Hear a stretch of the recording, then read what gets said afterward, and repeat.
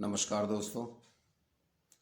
आज हाथरस की मनीषा के बलात्कार और हत्याकांड के बाद जो देश में चल रहा है और विभिन्न भिन्न राजनीतिक दलों, राजनीतिक सत्ताओं द्वारा जो व्यवहार किया जा रहा है उस पर कुछ बात करनी है। देश के शासन में जो पार्टी है उनका सबसे प्रमुख दायित्व है। प्रधानमंत्री नरेंद्र मोदी की संवेदनशीलता चरम स्तर पर है। अंतर्राष्ट्रीय स्तर पर उन्होंने इवांका ताई की कोरोना से ग्रस्त होने पर फौरन ट्वीट किया है और यहाँ जो तांडव मचा हुआ है राजधानी क्षेत्र में, दिल्ली, नोएडा, गाजियाबाद से हाथरस तक पता नहीं कितनी कंपनियां लगा रखी हैं इस काम के लिए उत्तर प्रदेश सरकार ने कि कोई भी हाथरस नहीं पहुंचना चाहिए। लगातार 3 दिन से राहुल गांधी और प्रियंका गांधी हाथरस के उत्पीड़ित परिवार से मिलने जाने के लिए कोशिश कर रहे थे। पहले प्रयास में राहुल गांधी के साथ पुलिस ने बहुत अभद्रतापूर्ण व्यवहार किया और अब कल दोबारा से जब डीएनडी फ्लाईओवर से राहुल गांधी और प्रियंका गांधी हाथरस कूच कर रहे थे, तब आज सोशल मीडिया में एक फ़ोटो पड़ा है जो बड़ा शर्मसार करने वाला है। एक पुलिस का जवान प्रियंका गांधी के कपड़े पकड़कर खींच रहा है सामने से। अगर सामने से किसी को हटाना भी होता है तो उसे धक्का दिया जाता है, पीछे हटाया जाता है, धकेला जाता है, लेकिन किसी पुलिस अफसर या किसी पुलिस कांस्टेबल की ये साहस नहीं, ये दुस्साहस है कि वो प्रियंका गांधी को बिल्कुल सामने से कपड़े पकड़कर खींच रहा है। ये तो चलो प्रशासनिक स्तर की जो बेहूदगियाँ, बदतमीजियाँ और पुलिस स्टेट बनने की अवस्था भारत में हो रही है उसके दुष्परिणाम हैं। लेकिन मज़ेदार बात यह है कि पुलिस के अफसर कह रहे हैं रेप की पुष्टि नहीं हुई।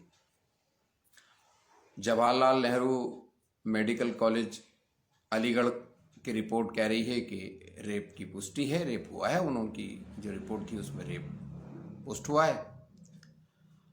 उत्तर प्रदेश के मुख्यमंत्री जनाब योगी साहब, उन्होंने पहले एसपी को सस्पेंड किया, फिर अब डीएम को सस्पेंड करने की खबर है। कुछ दरोगे और पुलिस वाले भी सस्पेंड किए गए हैं, जबकि हकीकत यह है कि मेरे ख्याल से ये योगी जी स्वयं को टर्मिनेट किया जाना चाहिए था राष्ट्रपति के द्वारा। अब उन्होंने सीबीआई की जांच सौंप दी है। पहले उन्होंने सिट का गठन कर दिया था और पीड़ित परिवार के यहाँ दुनिया भर के पुलिस प्रशासन और डिस्ट्रिक्ट एडमिनिस्ट्रेशन से उस परिवार को जिस तरह से बंद करके उसे दबाव में रखा जा रहा है, उसके बाद उस बेटी जिसके साथ बलात्कार हुआ था, जिसकी हत्या हो गई थी, उसका अंतिम संस्कार भी इन पुलिस वालों ने और डिस्ट्रिक्ट प्रशासन ने नहीं करने दिया और खुद ले जाकर रात को 2:30 बजे उसकी बॉडी को फूंक दिया। अब मजे की बात यह है, क्या ये संभव है कि बिना राजनीतिक सत्ता के आदेश या संरक्षण के कोई डीएम किसी लड़की जिसका बलात्कार और हत्या हुई है उसके घर वालों के बिना रात को 2:30 बजे जंगल में ले जाकर उसकी लाश को फूंककर कह दे कि ये अंतिम संस्कार हो गया, और केवल उस डीएम को आप सस्पेंड कर रहे हैं? इस पर सरकार, मुख्यमंत्री टर्मिनेट होने चाहिए थे। क्या मतलब है? कोई किसी डीएम की इतनी हिम्मत है, किसी एसपी की इतनी हिम्मत है कि वो उस गांव में किसी को जाने ही ना दे? ये निश्चित रूप से योगी सरकार का दायित्व है इसमें, जो प्रांत में सरकार है उसका दायित्व है। और कल डीएनडी फ्लाईओवर पे कितने हजार पुलिस लगा रखी थी, राहुल गांधी और प्रियंका गांधी को हाथरस जाने से रोकने के लिए? क्या है ये किस तरह का लोकतंत्र है? ये किस तरह की उत्तरदायित्व सरकार है? इसलिए चुना गया था आपको? उधर दूसरी तरफ उन्हें देखिए, दुनिया भर के सांस्कृतिक राष्ट्रवादी बनते हैं, बेटी बचाओ बेटी पढ़ाओ, वो अंधे बहरे अन्नावादी। अरे देख तो लो, चेक तो कर लो, वो जीवित हैं या नहीं, उनका सांस चल रहा है नहीं। जब 2012 में दिल्ली में निर्भया कांड हुआ था, सारी दिल्ली को समुद्र मंथन की तरह से मथ दिया था। उसमें से जो विष निकला, उसमें मनमोहन सिंह की सरकार उस विष को पीकर मर गई। केजरीवाल जी उस अमृत मंथन में से दिल्ली की सरकार ले गए और पूरे राष्ट्र में राष्ट्रवादी, तथाकथित राष्ट्रवादी ताकतों ने उस आंदोलन के जितने भी संचालन करता थे, उन्हें सबको कुछ ना कुछ प्रदान किया। किसी को गवर्नर बना दिया, किसी को कुछ कर दिया। आज प्रधानमंत्री के गले में भी हंस है। ट्वीट आया है मुख्यमंत्री योगी आदित्यनाथ जी का कि प्रधानमंत्री ने उनसे बात की है। अरे ये बात की है कि ना उसका अंतिम संस्कार होगा, ना उसके घर वालों को पोस्टमार्टम की रिपोर्ट मिलेगी, ना उसके घर वालों को घर से बाहर जाने दिया जाएगा। ये है तुम्हारा राष्ट्रवाद?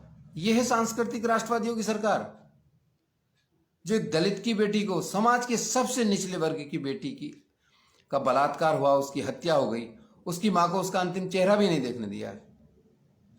ये दुष्टता, धूर्तता और सत्ता के मद की पराकाष्ठा है। सुधर जाओ, नहीं तो जनता जवाब देगी।